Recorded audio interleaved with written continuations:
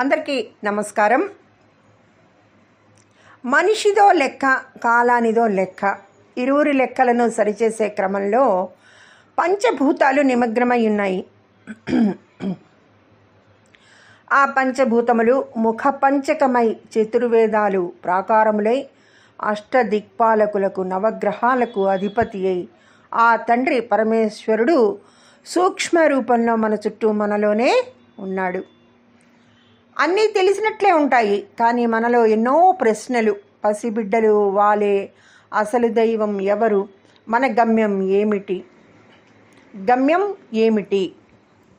దైవము కంటికి కనిపించడు, కదిలే కాలము కంటికి కనిపించదు. అయితే మనం చేసే పనులు కానీ ఆలోచన కానీ ఎలా భగవంతుడి దగ్గరికి వెళతాయి, కర్మలకి ఎలా మారతాయి అని చాలామందిలో ఉన్న ప్రశ్న కదా.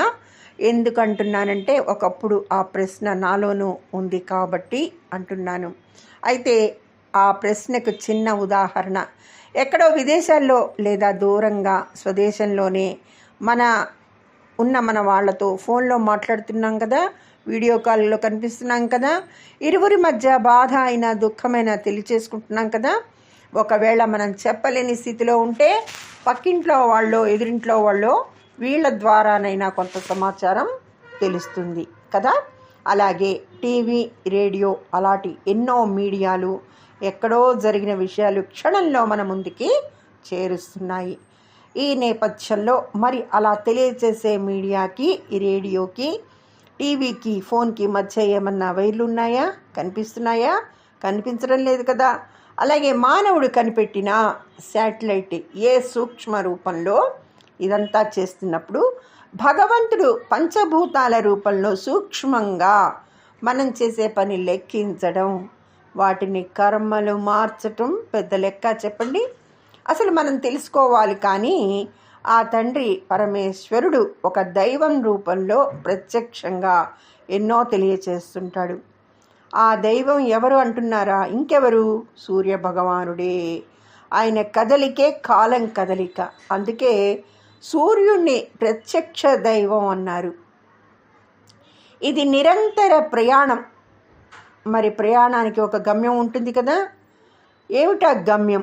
జననం నుంచి జననం అనే గమ్యానికి చేరడమే. ఈ నిరంతర ప్రయాణానికి ఉన్న లక్ష్యం ఇదేమిటి? జననానికి మరణమే కదా చివరి గమ్యం అనే ప్రశ్న కలగవచ్చు. మరణమే చివరి గమ్యం అయితే అక్కడితో కాలం యొక్క ప్రయాణం ఆగిపోయినట్టే. మరి కాలం ఆగదు కదా. జననానికి మరణం ఓ మజిలీ మాత్రమే. ఇక్కడే మీరు నిశితంగా పరిశీలించాలి. జన్మించిన జీవి మరణించి మరో జీవిగా జన్మించి ఈ నిరంతర ప్రయాణాన్ని కొనసాగిస్తుంది. అయితే ఈ ప్రయాణం మరణం అనే మజిలీ గుండా సాగుతుంది. అంతే. ఈ కాలరథానికి సారథి సూర్యుడు. ఎందుకంటే జీవికి ఉత్పత్తి, ఎదుగుదల, నాశనము అనే 3 దశలు ఉన్నట్టే సూర్యుడికి ఉదయము, పూర్ణ వికాసము, అస్తమయము అనే 3 దశలున్నాయి. బాలభానుడుగా ఉదయించిన సూర్యుడు మధ్యాహ్నానికి పూర్ణ వికాసుడై సాయంకాలానికి అస్తమిస్తాడు.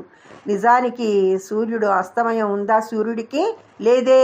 ఇక్కడ ఆయన అస్తమయం మరో చోట ఉదయానికి నాంది, అంతే. అలాగే జీవికి మరణం మరో చోట జననానికి నాంది. అందుకే అస్తమయం లేని సూర్యుడు జననం నుంచి జననం అనే గమ్యానికి చేర్చే సారథి అయ్యాడు. జీవికి ఈ వైరాగ్యాన్ని తెలియచెప్పడమే ఆయన ఉదయ, మాధ్యాహ్నిక, సాయం, సంధ్యల లక్ష్యం. ఈ లక్ష్యాన్ని గుర్తించడం కోసమే ఈ త్రిసంధ్యలలో సూర్యుడిని ఉపాసించాలి అనే నియమాన్ని మనకు ఏర్పాటు చేశారు మన ఋషులు. సూర్యోపాసన వల్ల తేజస్సు, బలము, ఆయువు, ఆరోగ్యము వృద్ధి పొందుతాయి. అంతేకాదు జన్మించిన జీవి మరో జన్మ అనే గమ్యం చేరాలంటే మరణం అనే మార్గం గుండానే వెళ్ళాలని చెప్పారు. ఈ మరణ మార్గం సూర్యలోకం గుండానే సాగుతుంది. మరల జన్మే లేకపోతే కాలం ప్రయాణం ఆగదు, కానీ జీవికి ప్రయాణం ఆగిపోతుంది. అదే మోక్షం. ఆ మోక్ష మార్గమే పరమాత్ముని సన్నిధికి చేర్చే పరమపద సోపాన మార్గం. జీవికి ఈ నిత్య సత్యాన్ని తెలియచెప్పడమే సూర్యగమనం యొక్క సారాంశం.